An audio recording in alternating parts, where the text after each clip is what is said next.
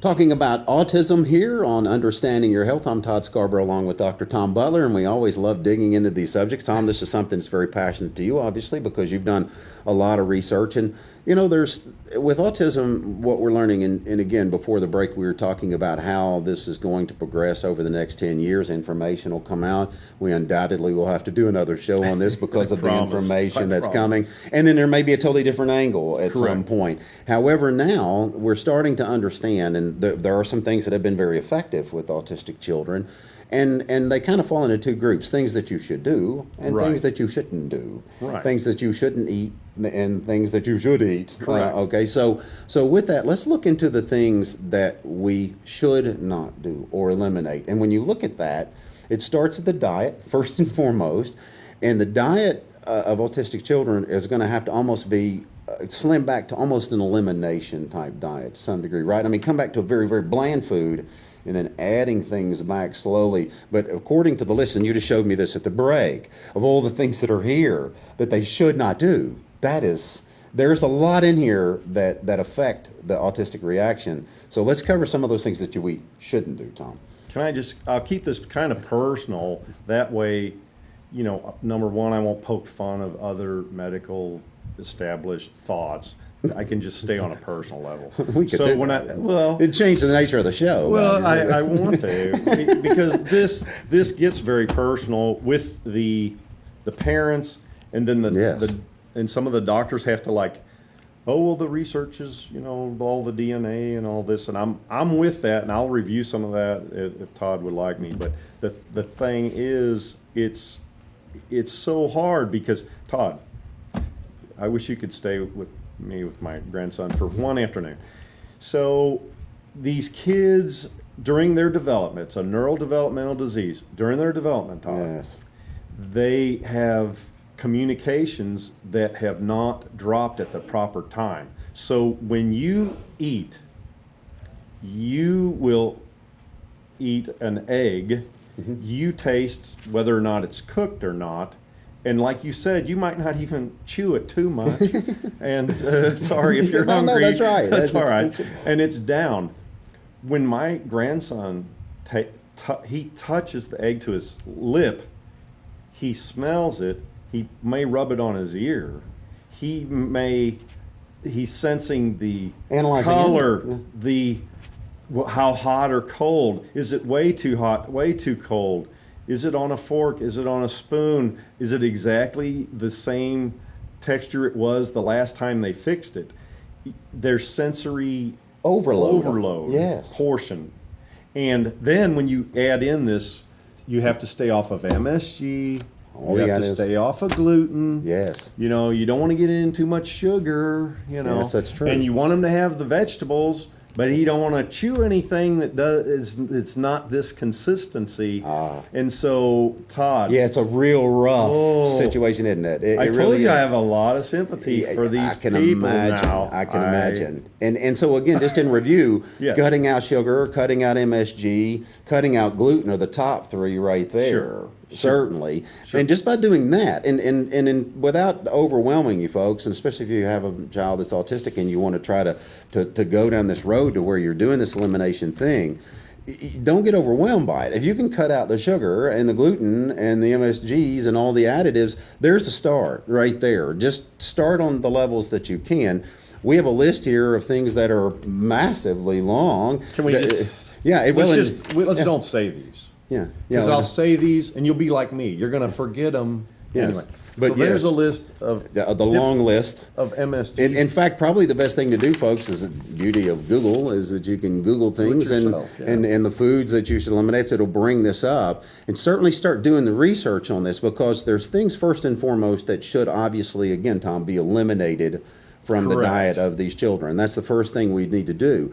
Secondly, of all of what needs to be eliminated is the toxicity in the cell. And we know we're all toxic. We have toxins. Before, you were talking about in the womb with children. And nutrition starts there, and development starts there and was really predicated there. But also detoxification or toxification starts there, as far as toxins in the cells and that sort of thing. So it depends on what the mother's eaten and what she's been exposed to and all of those things. Ultimately, detoxification is a big part of this as well. Would we go about that with a child? Probably a little different than we would an adult, probably in a milder form, like either juicing or how would you do the detoxification part, Tom? I know that's another touchy one that we're talking about. I'll just go on a personal note again. Okay. I don't mind at all. So they have these different types of, we call them pouches. I don't know what the name of them are, but they're pouches and they have little lids. Yeah, you don't even know what all that is. No. Yeah. Well, I'm a grandpa now, so I got it all figured out. I am too. Oh, well, it gets worse, Todd. But anyway, these pouches, which are very nice, and they fit in with some of our things that we talked about on a juicing show once.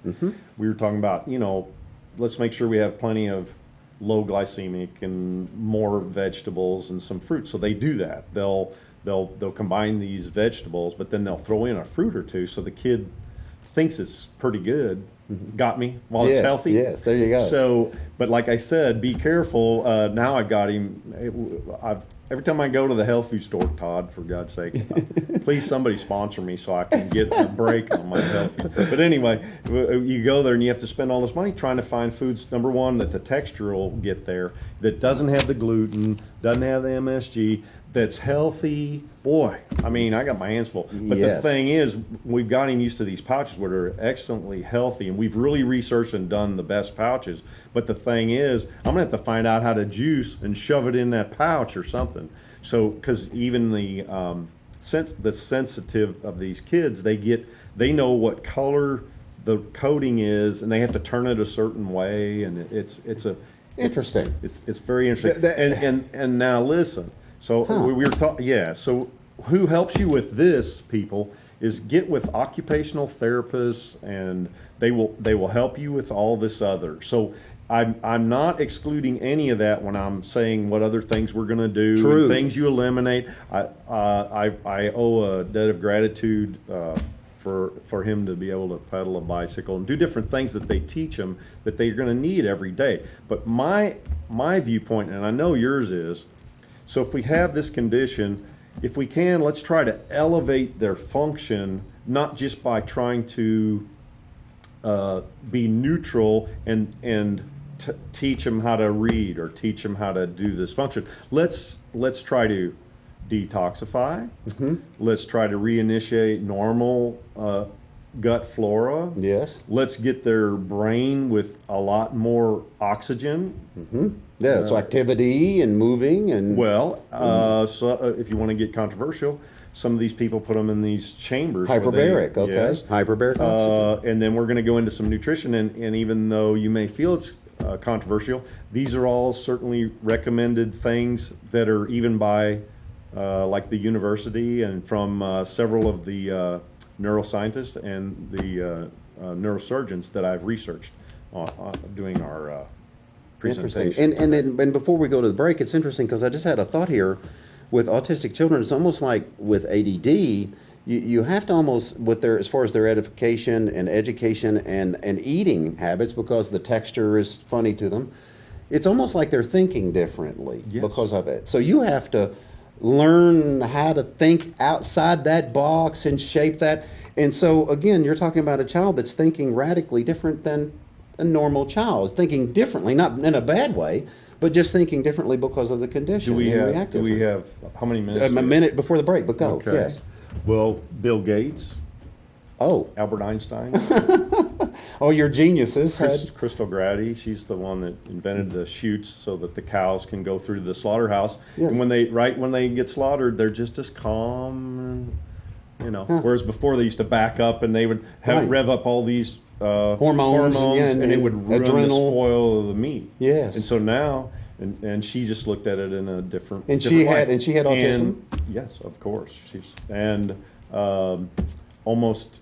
I hate to say this, guys, but anybody in IT, the best ones have this, and the industry knows this. The industry knows this. Yes, they may not communicate with you or me talking, but they've got the knowledge. They're nonverbal. Interesting. So up to 40% are nonverbal, but they communicate, as you know, animals communicate Yes, that's true. And then again, you're talking a different form of communication that Yes. requires thinking outside the box. And that's kind of what we want to do here, folks, is to get you guys on all levels to think outside of the box. But this particular subject, autism, it's going to require a lot of thinking outside the box. We're going to come back. We told you what you shouldn't do and what you need to not do. When we come back, we'll tell you what to do. It's always good to wrap up the show with a positive. So we'll come back with some things nutritionally that you can do that help on that level with autism. Hang on, folks. We'll be back to discuss the positives when we return.